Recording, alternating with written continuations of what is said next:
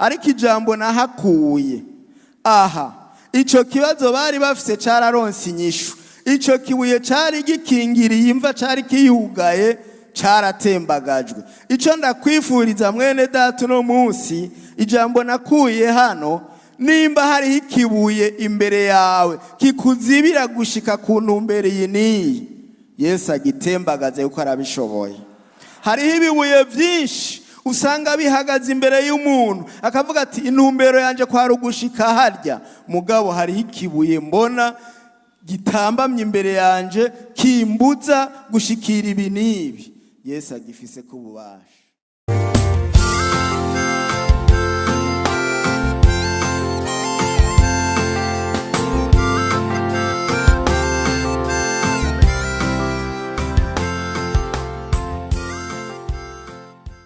Habaye umunsi Satana araneshwa, vyananiye imva kugumya Yesu. Indirimbo ya 330 turaririmba bijya bitero ica gatatu n'ica kane. Nari numvise yuko ntaronsa abo tujana, ariko no munsi ukuririmba kuko no munsi y'umunezero. Habaye umunsi Satana araneshwa, vyananiye imva kugumya Yesu. Acarazuka anesheje urupfu, raburukundo rwatumye amfira, agambivya avyanje mumva, ukuzuka kansindanishiriza, musazogarukako.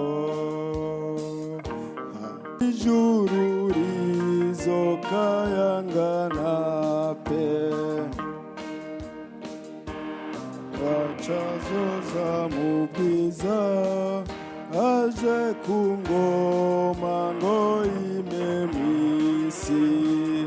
Raburukundo rwatumye amfira, gambivya vyanje mumva, ukuzuka kangindanishiriza, azoza umunsi azogarukako.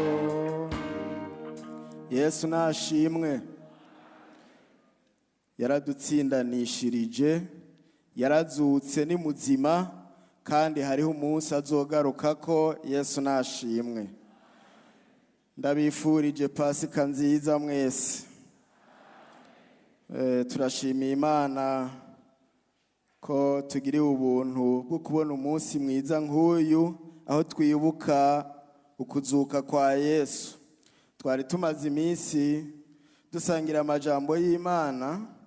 Ku munsi wa gatanu twasomye amajambo y'Imana avuga iby'urupfu rwa Yesu, amajambo y'umubabaro, amajambo atwereka ingene yababajwe, amahwa, imimyori, inkoni, icumu n'ibindi byose, no gupfa no guhambwa. Yesu adufasha cyane. Ku munsi w'ejo naho turabona ko umunsi wa gatandatu wari umunsi w'agacerere, umunsi w'uguhora. Bamwe banezerewe yuko Yesu bamukuyeho, abandi bababaye kuko Yesu yabavuyemo kandi yari umukunzi wabo. Umunsi w'agacerere ngo mbega none bizogenda gute?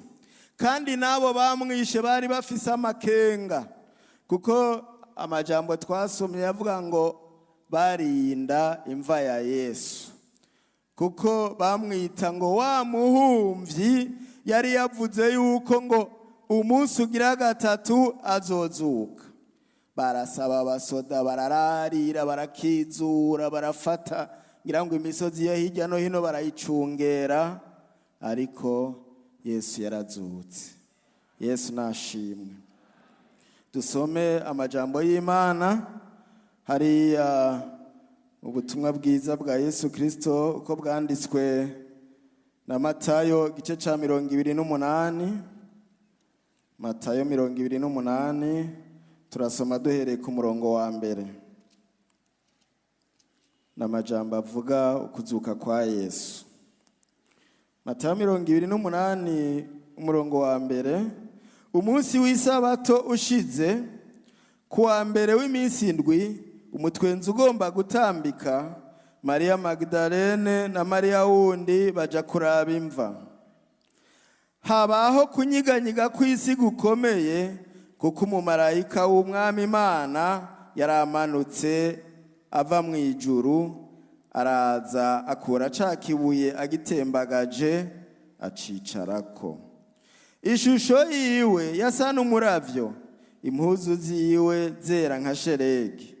Ubwo bayateye abararirizi bubashira mu gatengo, bamera nk'abapfuye. Ariko umumarayika abwira ba bagore ati, mweho ntimutinye, kuko nzi ko murondera Yesu umwe yabambwa. Ntari hano, kuko yazutse nk'uko yavuze. Ngo murabe aho umwami yararyamye. Nimukwakwanye mubwira abigishwa biwe yuko yazutse mu bapfuye, kandi azobitangira imbere kuja i Galilaya, iyo niho muzomubonera.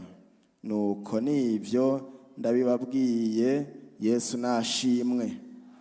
N'amajambo y'umunezero twumvise kuri uwo munsi w'isabato, isabato y'Abayuda yashize.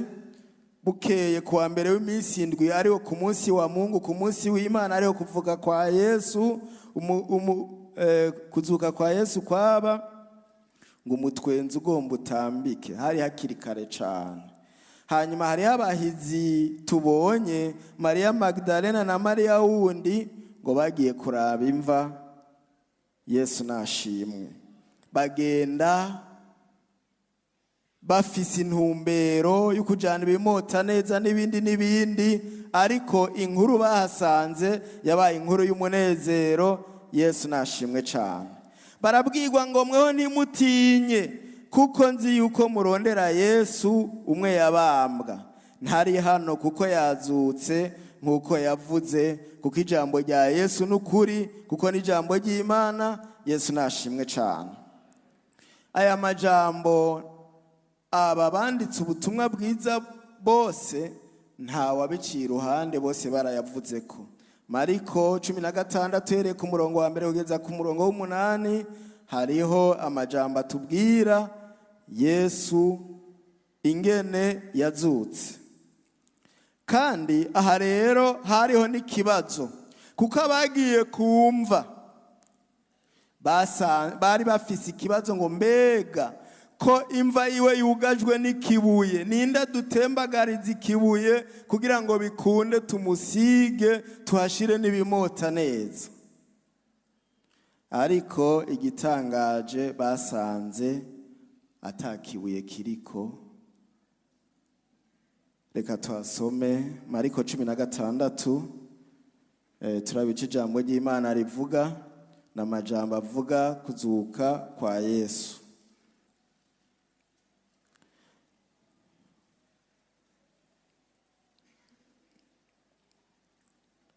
Mariko 16 turasoma aha ku murongo wa 3 honyene. Barabazanya bati, ninda dutembagariza ikibuye co ku munwa w'imva. Bari abadamu, kandi bakunda kuvuga ngo abadamu nta nguvu nyinshi bafise, ariko ndamaze kubona abadamu bafise inguvu barusha n'abagabo gukomera. Ariko aba iki kibuye ntibari kugishobora. Mbere iyo hatazo umumarayika ngo agitembagaze, sinzi ingene vyari kugenda. Ariko ijambo nahakuye aha, ico kibazo bari bafise cararonse inyishu. Ico kibuye cari gikingiriye imva, cari kiyugaye, caratembagajwe. Ico ndakwifuriza mwene data no munsi, ijambo nakuye hano, nimba hariho ikibuye imbere yawe kikuzibira gushika ku ntumbero iyi niyi, Yesu agitembagaze kuko arabishoboye. Hariho ibibuye byinshi usanga bihagaze imbere y'umuntu akavuga ati intumbero yanje kwari ugushika harya, mugabo hariho ikibuye mbona gitambamye imbere yanje kimbuza gushikira ibi n'ibi. Yesu agifise kububasha akigutembagarize kugira unezerwe. Nawe uvuga uti Yesu umunsi munaka yarangiriye Pasika. Yesu nabahezagira. Aha muri Luka nahone aravuga amajambo avuga kuzuka kwa Yesu. Kandi hoho barabwirwa amajambo akomeye ngo mbega ni kuki muronderera uriho mu bapfuye, ngo ntari hano yazutse ni muzima. Yesu nashimwe. Kandi uwo mumarayika arabacumita akajambo ngo mwibuke ngo amajambo yahora ababwira mukiri kumwe. Hari aho twibagira amajambo y'Imana. Umuntu ari mu bibazo bitandukanye, twarabwiwe ijambo ry'Imana ridukomeza. Haraheze imyaka 10-20 bivanye n'igihe umuntu amaze mu ishengero, ariko hari aho usanga umuntu ahuye n'amageragezwa atibuka, agakorokera mu mutego wa Satani, kandi yari yarumvise ijambo ry'Imana. Yesu nadufashe cyane. Kwibuka ibyo wumvise ni ikintu gihambaye, kuko iyo wibutse ibyo wumvise bifise akamaro, bituma wihangana, bituma uhagarara neza n'ibibazo byari imbere yawe ukabirengana nk'uwakijijwe nyine nk'umukristo. Yesu nadufashe cyane. Ejo twaravuganye ku muntu hari mu magume, yari afise ikibazo, abona abantu barateye urugo rwiwe, kandi akabona niwe barondera nyene.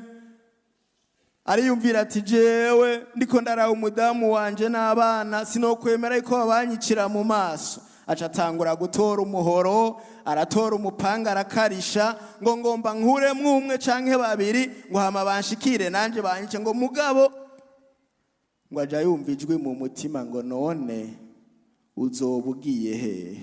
Ugomba urangize ufise ibitenga by'amaraso mu ntoki. Acarakanguka, acashira ivyo vyicanye yarafise hasi ngo Mana ndavyemeye basi ndagiye ntege, kuko noba ntashe nabi hamwe noba ntashe nanje nishe umuntu. Kuko yumvise ijwi rimubwira ngo none niwabikora gutyo mutandukaniye hehe n'abo bantu baje kukurondera. Acaraca bugufi ati Mana nibimere nk'uko ugomba, ibi Yesu ibyanje. Ndibutse yuko nakijijwe, ndibutse yuko nasezeraniwe ijuru, ibiba nibibe, mugabo simfe nitwa umwicanyi arangije. Yesu nadufashe cyane. Ubwo nyene agifatiye ingingo aja yumva insoro ziriko ziraturagurika hirya no hino.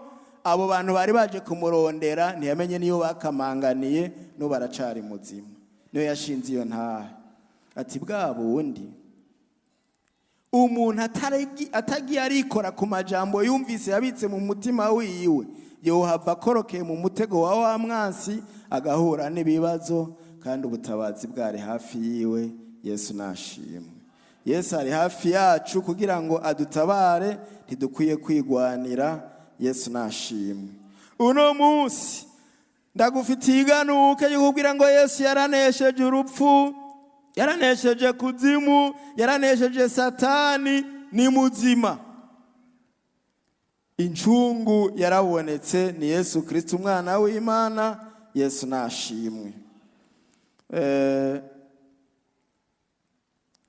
Ku munsi wa gatanu twarabonye abantu ingene bakiriye urupfu rwa Yesu. Bamwe bari banezerewe, abandi bari bababaye, ariko bose nta numwe yanezerwa ngo ase bwose, kuko hariho ibintu byari byaragaragaye yuko Yesu atari umuntu asanzwe, yari Imana. Hanyuma ari ikintu cyanezereye kweri, hagiye umuntu iyo haje urupfu abantu barakanguka. Hariho abantu barabigishwa biwe bo mu misho, harimo Nikodemu, hariho n'undi yitwa Yosefu bavuga ngo yari umutunzi, kandi yari mu nama y'igihugu ikomeye. Abo bahora baza binyegeje mu mbisho, mugabo Yesu yapfuye barigaragaje barasokoroka. Yosefu aragenda kwa Pilato ati ndasavye uwo muntu mumpe ikiziga ciwe ngende ndamuhambana iteka. Bati bwa bundi nawe wari umwigishwa wiwe. Aravyemanga ati ni mumumpe gusa ndamushingure. Yesu nashimwe. Nikodemu yahora agenda arabundabunda mwijoro ngo yaciye yikorera ibiro 50 vy'ibimota neza. Ati nahora ngenda mbundabunda mugabo no munsi ndigaragaza ibiro 50 yemwe ni ibintu byinshi. Ngira ngo yavuga ati ibyo ntakoze ku mugarabo ngomba nemange n'abantu babone yuko nari ndamufise ko agatima. Iyo umuntu apfuye rero abantu baramukunda. Kandi no mu buzima bwa minsi yose umuntu yitavye yemwe nibisanira vya hariya haraho usanga baje. Bihora bimbabaza iyo mbonye hariya ruguru abantu bavuye no baduze ku maziko y'umuntu yari yibereye hariya, imvura yamuhondaguye n'izuba ryamukubise, yahora yambaye urukoti ngira ngo atibuka no kumesura, bagahitana amakostime ngaho bagiye kumwambika. Ntiyigeze yambara ikoti, ntiyigeze yambara ikaruvati. Mugabo uwo munsi namba bavuga bati reka tugusezere ntuzosubira kutugora ukundi, barahaguruka bakamukorera ibyo batari. Umuntu w'umutamakazi nyokuru wa hariya bakamwambika iniro z'ibihumbi amajana n'amajana, ntazo yigeze yambara. Abantu barakunda upfuye. Ese yaba abantu bakundana bakiriho. Yesu nadufashe cyane. Aba bahora bagenda babundabunda batuno munsi turagaragaza yuko twari tumufise ko agatima. Yesu nashimwe. Ariko ibyo tubireke tuvuge igikorwa Yesu yakoze cyo kuducungura. Uno munsi ni muzima, ntakiri mumva. Unezegwe nanje nezegwe, ariko ntitugumaho gusa. Kuko uno munsi tubigereranye basi na anniversaire. Abantu baravuga ngo maze imyaka kanaka mvutse. Dufate yuko uno munsi ari anniversaire y'ibihumbi 2020 na kangahe Yesu azutse. Mugabo uce wibaza uti mbega bizokwama gutya? Hariho igihe bizohinduka. Yesu nashimwe. Twarabonye Pasika ya mbere yo mu isezerano rya kera ko kwari ukuva mu buja kw'Abanyisirayeli bava mu buja kwa Farao baja mu gihugu c'isezerano i Kanani. Pasika ya kabiri ni turiko turahimbaza uno munsi Yesu atanga incungu kugira ngo yerekane yuko urupfu atabubasha rudufiseko kandi turabaraganwa nawe mu bwami bwo mwijuru. Ico twiteze rero no kuzoshikayo. Witegure nanje nitegure. Yesu nashimwe cyane. Hariho ibintu byabaye mu isezerano rya kera vy'icijiji canke vy'igitutu c'igikorwa Yesu yakoze ku musaraba turiko turibuka uno munsi. Igihe Adamu na Eva bacumura, Imana ikabakura mu murima wa Edeni ati nimugende ko mwanyuranije nanje. Hariho ibihindutse.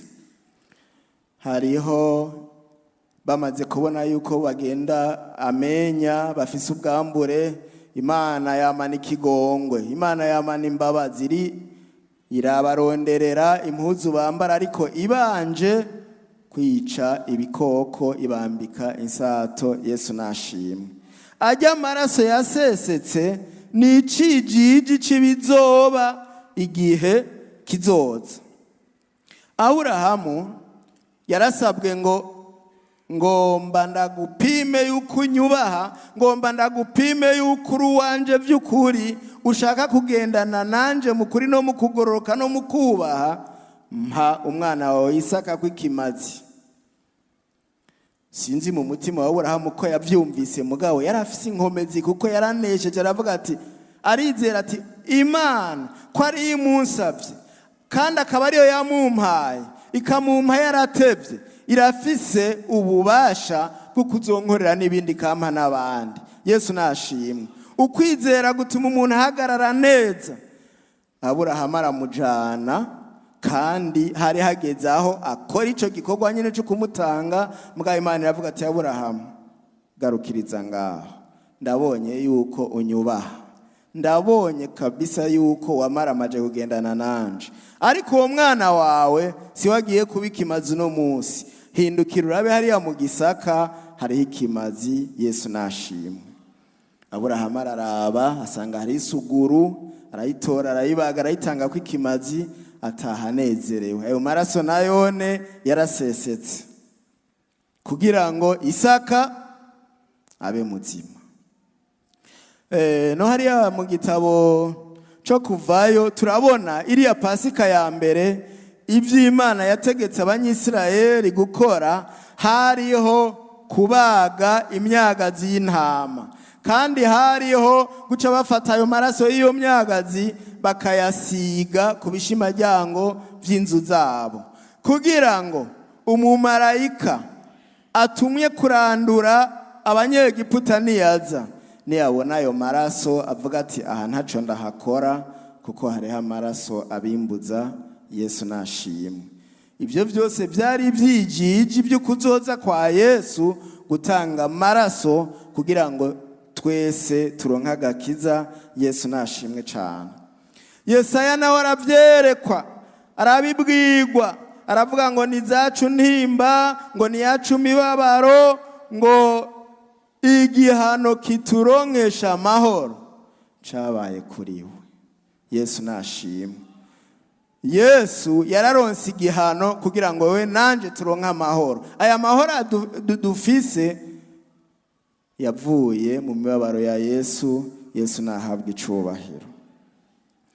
Nigihe Yesu yaci iruhande ya Yohana Umubatizi, Yohana Umubatizi aramuraba, aravuga ngo nguyu mwagazi w'intama w'Imana akura ibyaha by'abari mu isi bose. Yesu nashimwe. Nimba hariho umuntu afise ibyaha akabigendana ni kubwiwe, mugabo Yesu yaje kugira ngo adukure ko ibyaha, kandi twese uvyemeye wese akavuga ati ndaciye bugufi, ndasabye imbabazi, naracumuye ku Mana, none ndasabye amaraso ya Yesu ankure ku ibyaha, biraba niryo sezerano. Yesu nashimwe. Nukuvuga ngo umuntu azoja mu muriro ntazovuge ngo Yesu canke Imana ngo niyo yantaye mu muriro, ni ubwiwe ariko arawijanamwo. Mugabo ikiguzi caratanzwe, urafise uburenganzira buvuga ngo sinzoja mu muriro, ndakeneye kwama iminsi yose namanoga mu maraso ya Yesu, nka wa muririmbyi yaririmba ngo mpisemwo guhora nkizwa no gushingwa mu gakiza. Uhora ukizwa iminsi yose, kuko ubwami bw'Imana buri hafi. Yesu nashimwe cyane. Yesu nawe nubwiwe aravuga ngo tugira tuduge Yerusalemu, ngo kandi umwana w'umuntu agiye gushirwa mu maboko y'abantu, azobabazwa, azogirirwa nabi, azocumitwa, azobambwa, ariko ku munsi ugira gatatu azozuka. Kandi uko yabivuze niko vyabaye, ntago kekeranya. Yesu nashimwe cyane.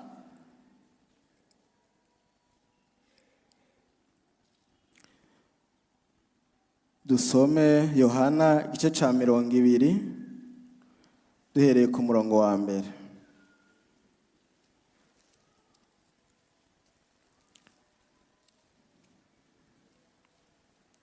Yohana igice ca 20 duhereye ku murongo wa mbere, haravuga nahone amajambo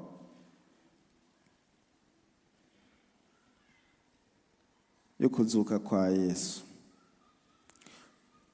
Kwa mbere w'iminsi indwi mu gahuru hatarabona, Mariya Magdalena aja kumva, abona ikibuye gikuwe kumva, agenda ariruka ashikira Simoni Petero na wa mwigishwa wundi Yesu yakunda. Mbega uwo mwigishwa wundi Yesu yakunda bavuga ngo ninde? Arababwira ati bakuye umwami Yesu mumva, kandi ntituzi iyo bamushize. Nuko Petero arasohoka na wa mwigishwa wundi baja kumva, bombi birukira icarimwe.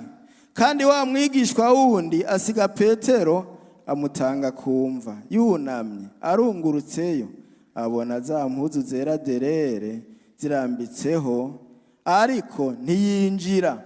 Maze Simoni Petero arashika amukurikiye, yinjira mu mva abona za mpuzu zirambitseho, n'igitambara cari mu mutwe wiwe kirambitse hamwe na za mpuzu, ariko kizinze kiraho ukwaconyene. Niho yinjiye wa mwigisha wundi nawe, umwe yabanje gushika kumva, abibonye agira gute? Arizera. Nagomba kukubwira ngo no munsi wizera, kuko kwizera biguha amahoro mu mutima. Kuko batari bwamenye ivyanditswe yuko akwiye kuzozuka mu bapfuye, maze abo bigishwa bavayo basubira iwabo. Yesu nashimwe.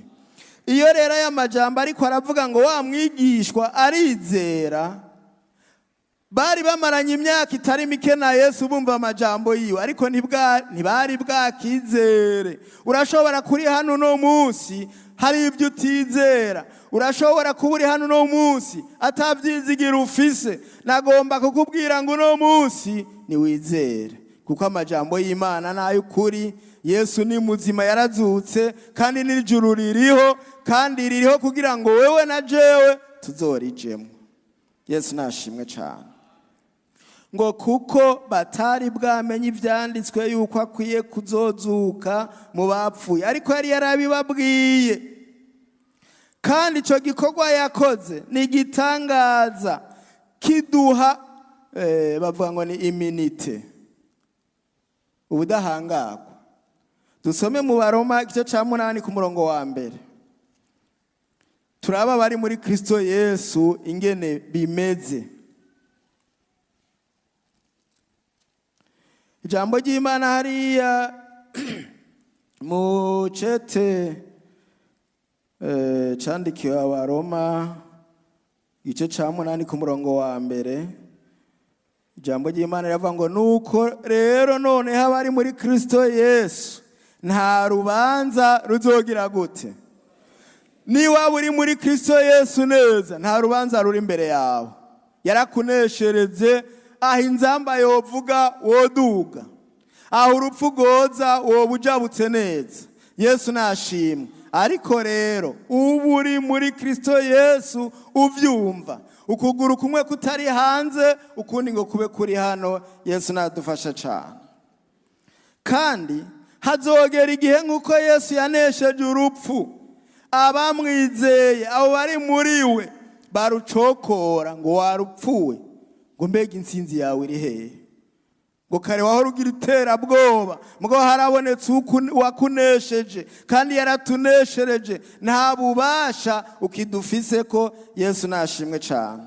Dusome mu cete ca mbere Paulo yandikiye ishengero ry'Ikorinto igice ca 15. Turiko dutera turangiza ko ku munsi mukuru ngo nta utevye abantu baba bakeneye gutaha. Icete ca mbere candikiwe Abikorinto igice ca 15 ku murongo wa 54.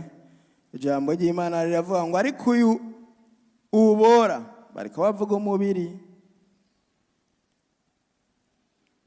Reka dusome duhere kuri 53. Kuko uyu mubiri ubora ukwiye kuzokwambara ukutabora, kandi uyu mubiri upfa ukwiye kuzokwambara ukudapfa. Ariko uyu ubora ni wamara kwambara ukutabora, n'uyu upfa ni wamara kwambara ukudapfa, niho hazoshika rya jambo ryanditswe ngo urupfu rumizwe n'intsinzi. Warupfuwe, intsinzi yawe iri hehe? Warupfuwe, uruboyi rwawe ruri hehe? Yesu nadufasha cyane. N'aya majambo y'Imana ayazovugwa n'abantu bamaze gushika kuri ruya rugezo rwo kwambara umubiri utabora. Uyu ubora wavuyeho, twambaye utabora. Mbega dufise umubiri ubora, ariko ingene tuwitwararitse yemwe ni gitangaza. Kusiga amavuta, kugira gute, kugira gute, mugabo ubu hariho n'abawugirira nabi bakawutobagura, bakawutobora ku zuru, bakawutobora mu gutwi, bawurembeje umubiri. Mugabo nibashake bawutobagure n'ubundi uzobora. Yesu nadufashe cyane. Ariko icyo nize nuko umubiri wanje naho ubora uzokwambara ukutabora. Yesu nashimwe.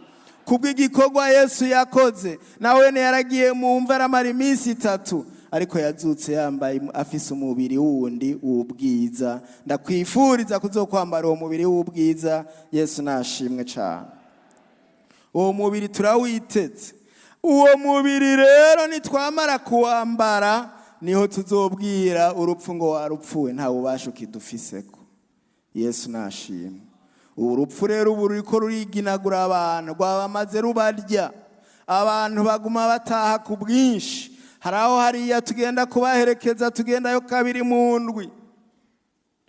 Ariko igihe kizogera urupfu rutsindwe. Yesu nashimwe. Umubiri reka nta kundi naho ubora, simbujije abantu kuwusiga. Usige, ukorera ibintu byose, umare n'isaha yose wiraba mu ciro, ruraba agashatsi, urabe n'ibiki, mugabo uvuga uti wa mubiri naho ndiko ndakugirira neza, wowe uzobora. Ndakeneye kuzoronka umubiri utabora. Yesu nashimwe cyane. Bahora bavuga ngo abagabo ntibisiga, mugabo abagabo nabone basigaye bisiga. Kandi abagabo n'igihe batari bwisige bari beza. Ahubwo nibaza ko bazava baba babi kubera ibyo bisiga. Yesu nadufashe cyane. Kuko Imana yatanze ubwiza naturel. Yesu nashimwe. Ibi bindi byose abantu bakora no kwidigadiga. Yesu nashimwe. Pasika rero y'uno munsi turiko turibuka intsinzi ya Yesu. Ni nka anniversaire y'ukuzuka kwa Yesu turimo. Ariko ntibizohora gutya, mbega none bizogera he? Ndakunda igitabo cy'ibyahishuriye Yohana. Kuko kirambwira ibigiye kuba, ingene kazoza kisi kameze. Hari ahantu Yohana yeretswe ibintu bikomeye cyane.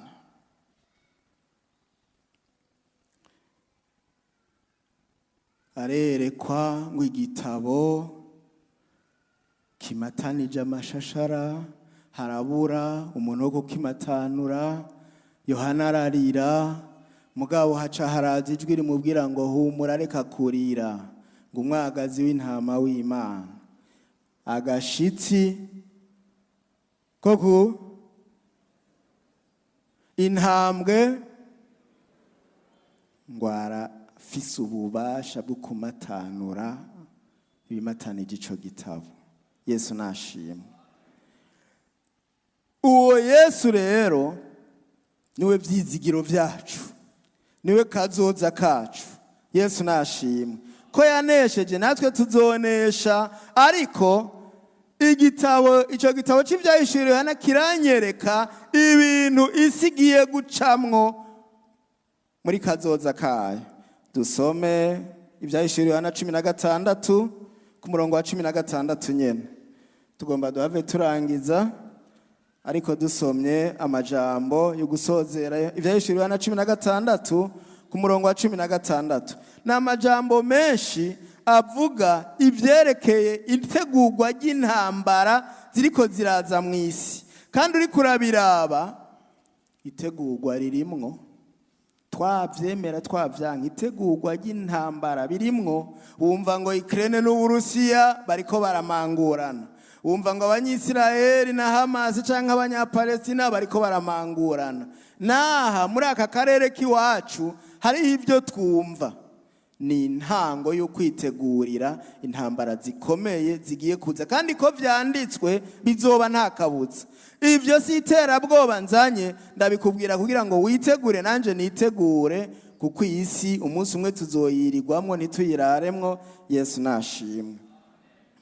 Ivyahishuriwe Yohana 16 umurongo wa 10, reka duhere kuri 15.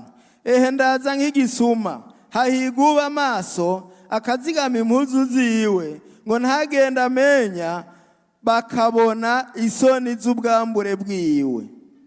zibakoraniriza ahantu hitwa Harumagidoni. Yesu nadufashe cyane. Iyo ntambara ya Harumagidoni ni ntambara ngo izobera mu kiyaya c'Imegido, aho oye mu bihugu bikikije Isirayeli. Bazoba bakoraniye kugwanya Isirayeli, kandi umuntu ariko Isirayeli none iri mu ngwano ga yemwe. Haraho nibaza nti mbega yo bari intango y'ivyo bintu bigiye kuba. Ariko hariho intambara ya Harumagedoni igiye kuza. Yesu nadufashe cyane. Nanse gusoma amajambo maremare, mugabe ibihugu bizogira imigwi, bamwe bashigikira abandi bashigikira, bahurire hagati na hagati bagwane, kandi iyo ntambara izoba ikomeye, kuko Yesu niwe azoza kuyibanguranya ngo hagarika. Yesu nadufashe cyane. Ubu umuntu ariko araraba ibihugu vya rutura, n'ubundi bariko baragira amabloke, bariko bariyunga. Bamwe bakavuga ngo twebwe dushigikiye Amerika n'Uburaya, abandi ngo natwe dushigikiye Uburusiya na naka. None iyo ntambara turi muri yo, ushigikiye nde? Je mvuga ngo jewe nshigikiye Yesu, kuko niwe azoza kubanguranya. Yesu nashimwe, kuko hahigwa n'ababanguranya. Harahiri uri ku ruhande rwa Yesu. Niba uri ku ruhande rw'Uburusiya, ntibuzotsinda iyo ntambara. Niba uri ku ruhande rw'Uburaya, ntibuzotsinda iyo ntambara. Iyo ntambara uzoyitsinda ni Yesu, kuko azoza avuga ngo stop, kandi bazoca bahagarika. Abazokwanga bazoca bahona, kuko afise ububasha bwose mu ijuru no mu isi. Yesu nashimwe. Witegure nanje nitegure, iyo ntambara ntituzi igihe izozira. Ariko turiko turaba ibintu biriko birahuta ngaha munsi y'izuba, abantu barashobora gucugwa. Yesu nadufashe cyane. Ariko ndashima Imana, muri iki gitabo nyene tugiye ku gice ca 22 kiratwereka ingene insozero, iherezo rizogenda. Kandi n'ubundi tuguma tubona abegamiye Yesu, abari muri Kristo Yesu, intsinzi iguma ibegereza, kandi bazoyironka nta kabuza. Yesu nashimwe. Dusome mu vyahishuriwe Yohana igice ca 22, turamanuka gatoya. Anyereka uruzi rw'amazi y'ubugingo, rubonerana nk'icirore, ruva ku ntebe y'Imana ya wa mwagazi, hagati y'irango rya wa mugwa. Hakurya no hakuno y'ugo ruzi hariho igiti c'ubugingo, cera 12 ku mwaka, kikera rimwe rimwe ukwezi gutashe. Ibibabi vyaco vyari ivyo kuvura amahanga. Nta muvumo uzoba ukiriho. Intebe y'Imana na wa mwagazi izoba muri wa mugwa. Abagurano bayo bazokwama bashashe. Bazoraba mu nyonga hayo, izina ryayo rizokwandikwa mu ruhanga rwabo. Nta joro rizoba rikiriho, kandi ntibazorinda kubonesherezwa n'itara canke kwakirwa n'izuba, kuko Umwami Imana ari izobakira, kandi bazoba abami. Arambarira atayo majambo nayo kwizegwa, nayo kuri, kandi Umwami niyo Mana igera imwe muzabavugishwa nayo. Yatumye umumarayika wiwe kwereka abagurano biwe ibigira bibeho vuba. Yesu nashimwe. Mbega ngo nibigira bibeho ryari? Ko bigira bibeho vuba, witegure nanje nitegure. Muri aya majambo hari ibyiza nsanzemwe vy'igitangaza. Igiti c'ubugingo cari carimuwe kiva mu murima wa Edeni, none iyo kiri abantu b'Imana bagiye kugisangayo bagisorome. Yesu nashimwe. Ngo cera 10 nta giterwa ndumva cera 12 ku mwaka, ku kwezi. Emwe nico conyene maze kumva, ndagisanze muri Bibiliya. Ndakwifuriza kuzobona ico giti c'ubugingo, mbere ukazokiryako. Ibindi vyose turiko turarya, mbere bimwe bimwe bisigaye bidutera n'ingwara. Yesu nadufashe cyane. Sinzi umuganga yamye ampanura, twagiye ahantu habona abantu bashihagura inyama cyane, umwe wese yikatira iyo agomba. Aravuga ati ntibona bajya abantu, ati hajya bariko barikwegera, ati we ngomba ndaguhanure rero, niba ushaka kurya inyama imyaka myinshi ishoboka, uzugira ujya gato gato duke duke. Ati kuko bajyazi mu minsi mikeya zizoba ziriko zirabivuna. Ati hajya tuzobabuza kuzirya. Ivyo turiko turajya mu isi hariho ibidutera ingorane, ariko igiti c'ubugingo ngo uzokijyako kiriho kugira ngo kivure ingwara zose. Yesu nashimwe. Naya majambo y'Imana kandi ngo nta joro rizoba rikiriho, ngo ubwiza bw'Imana nibwo buzomurikira abantu. Yesu nadufashe cyane. Nta kuvuga ngo regidezo ngo no munsi ntiyaduhaye amatara. Oya, uzoba uraba Imana uri mu muco ukwiye. Aho hantu ni heza ndakwifurije. Yesu nashimwe. Reka turangirize mu byahishuriwe na nyene ca gitabo nkunda igice ca 3 hamace dusenga Imana. Aya majambo arakwiye arahagije. Igice ca 3 hariya ku murongo wa 220 na 221. Mpagaze ku rugi ndaramukije, umuntu niyumva ijwi ryanje akugurura urugi, ndinjiriwe dusangire. Unesha nzomuha kwicarana nanje ku ntebe yanje y'ubwami, nkuko nanje nanesheje nkicarana na data ku ntebe yiwe. Uri n'ugutwi niyumva ico mbwiye mabwira amashengero. Yesu nashimwe. Naya majambo y'Imana ngo ngo ahagaze ku rugarara mukije, ngo niwugurura urugi arinjira musangire. Uriteguye kugurura urugi ngo musangire na Yesu? Nawe ukwiyumvira kandi ukwiye kunesha intambara ziri imbere yawe zose, kukunesha ngo azokwicarana na Yesu ku ntebe y'ubwami, nkuko Yesu nawe yanesheje akicarana na data wo mwijuru ku ntebe yiwe. Naya majambo y'Imana bayumvise. Yesu nabahezagira. Kandi hari indi jambo rivuga ngo umuziga kwivyo ngo ariyeza. Twunamika amaso yacu dusenge. Ninde yumva aya majambo mukumbuje ijuru akavuga ati nukuri mwijuru ni heza, icompa nkazojayo, kandi kubw'ivyo ngomba nisuzume ndabicombuza kujayo. Kuko ijambo ry'Imana rivuga ngo nabari mwebwe mwisuzuma kandi mwirabe. Niba wumva wifuza kuzoja mwijuru, ukabona hari ibintu by'intambamye biri imbere yawe, ukabona ca kibuye, ukavuga ngo mbega ninda ntembagariza iki kibuye kinsuka mu busambanyi, mbega ninda ntembagariza iki kibuye kinsuka mu nsaku n'ugwanko n'inzigo. Yesu arakigutembagariza no munsi. Kaze kwa Yesu akugirire neza. Aho niho uca uvuga ngo nagize Pasika nziza.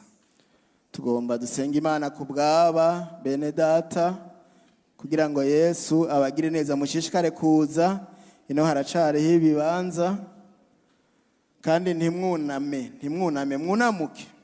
Wunamye uzoba utwaye ikibanza uwundi, mwunamuke. Yesu ntareka kuguharira ngo nuko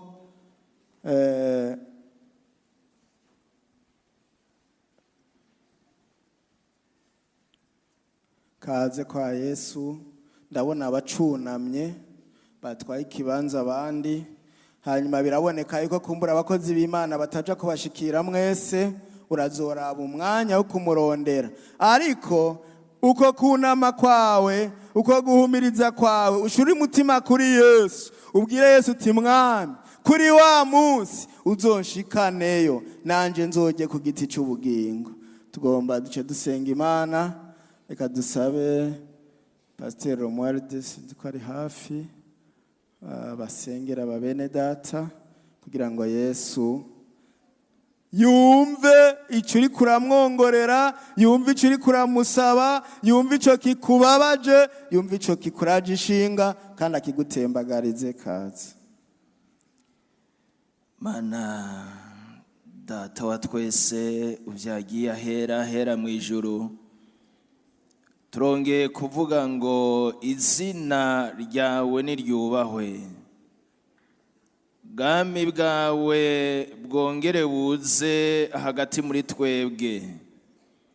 Kuri uyu munsi mwiza udasanzwe w'intsinzi, hari umunsi mwijuru ngo wari ufise igitabo mu minwe, ngo uraheze uravuga ngo ninde yemeye kwakira kino gitabo no kumena ibikimatanije.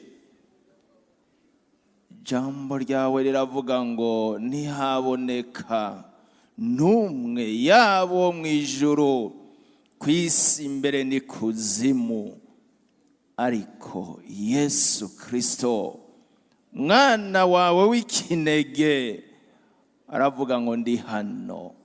Kandi ibyo abikora mu gihe Yohana yariko yerekwa ivyo, yariko ararira kugira ngo ahumurizwe.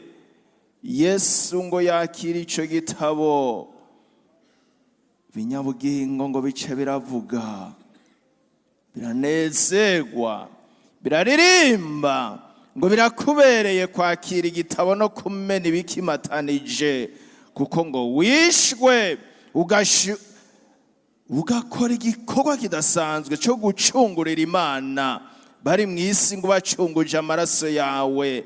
N'ayo maraso rero y'intsinzi uyu munsi ashobora gutuma ubugingo bwongera gusubira gutungana. Abamaze gutahura iby'iyo ntsinzi bararengutse imbere yawe, baraciye bugufi munsi y'umusaraba.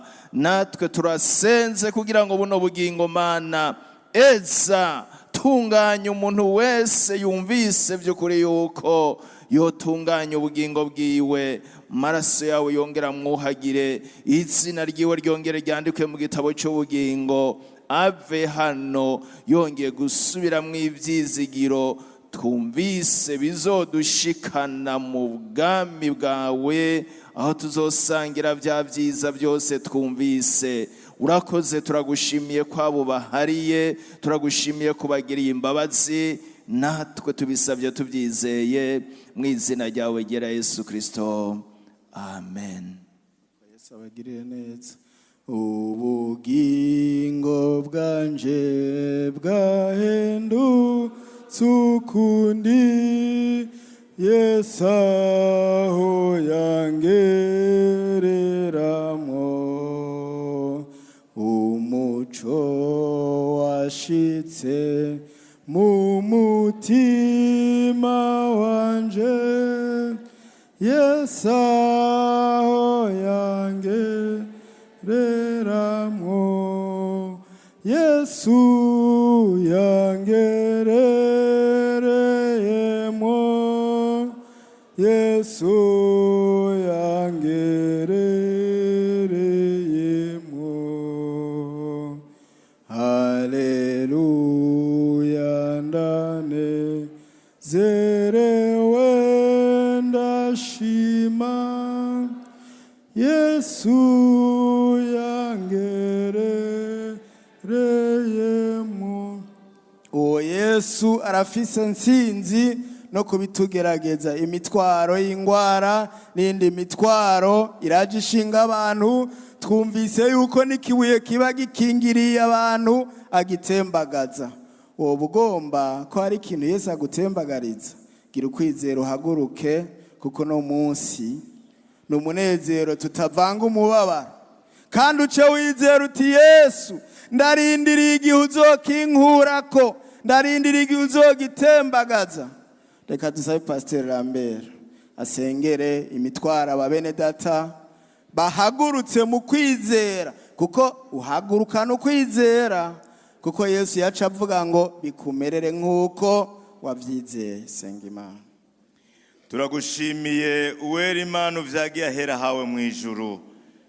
Turagushimiye Pasika nziza utugiriye kuri uyu munsi uri hejuru Mana, aho dusubire kwibutswa ko uwo twizeye yanesheje rupfu na kuzimu.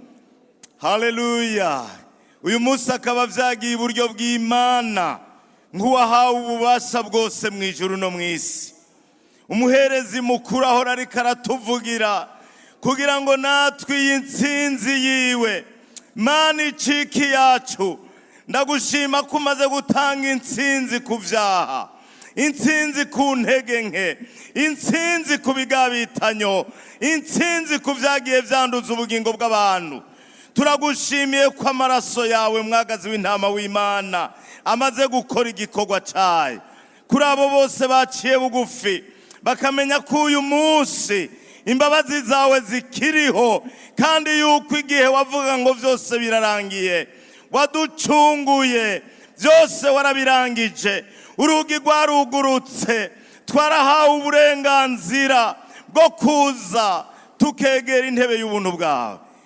None Mana, si ubugingo bw'impwemu gusa tukiri muri iyi si, hari n'ibindi bintu bigomba kuturemera, hari n'ibindi bibuye bigomba kutuzibira nk'uko ijambo ryawe ryavuze. Ngaba barahagurutse Mana, bavuga ati kuri iyi Pasika tugomba heyuke, tugomba huguruke, tugomba imbere yacu irembo ryuguruye, tugomba imbere yacu nk'uko ivyahishuro hano bivuga, imbere y'umuntu wese washira inzira yuguruye Mana. None turabafashije gusenga, izi ndwara nizikire mu izina rya Yesu Kristo. Mwami, ubu bumuga nibuhere, iyi mitwaro nihere Mana, iyi misozi nisenyuke, ibi bintu vyose umwansi agomba gushira imbere y'abantu, ababuze umwidegemvyo twaronse muri Kristo, ivyo bintu vyose uyu munsi uri hejuru. Iyi Pasika nivyeyure, iyi Pasika nibikureho mu izina rya Yesu Kristo. Amahoro yawe, haleluya, umugisha wawe mu izina rya Yesu Kristo, umunezero w'uyu munsi usubirira ivyo vyose vyari imitwaro, kuko iyo uvuze biraba kandi iyo utegetse birakomera. Turagushimiye Mwami Imana kuko ibiruta ivyo dushobora gusaba, mu izina ry'Umwami wacu Yesu Kristo, amen. Nziko nzoja kubana ku